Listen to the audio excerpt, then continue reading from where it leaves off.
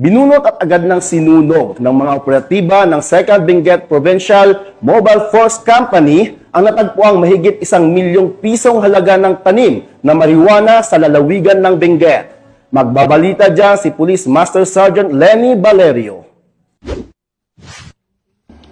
Binunot at sinunog ng mga otoridad ang nagkakahalagang 1.2 million fully grown marijuana plants matapos ang matagumpay na operasyon ng 2nd Benguet Provincial Mobile Force Company Lead Unit kasama ang Kibungan PNP, PDEO at Provincial Intelligence Unit, Benguet PPO, Regional Intelligence Unit 14 at Regional Intelligence Division, PROCAR at PDEA CAR sa Sitio Mugkaw, Barangay Badeo, Kibungan, Benguet nitong 16 ng Hunyo taong kasalukuyan.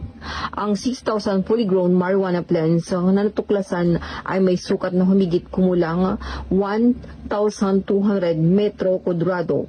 Lahat ng mga halaman ay binunot at sinunog sa nasabing lugar. Samantala, walang nadatnan at nahuling cultivator sa araw ng operasyon.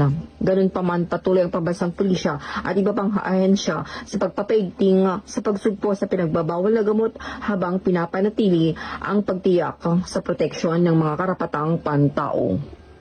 Mula dito sa La Trinidad, Benguet, Rio ng Cordillera, ito ang iyong PNN correspondent, Police Master Sergeant Lenny Valerio. Alagad ng batas, tagataguyod ng Balitang Pulis.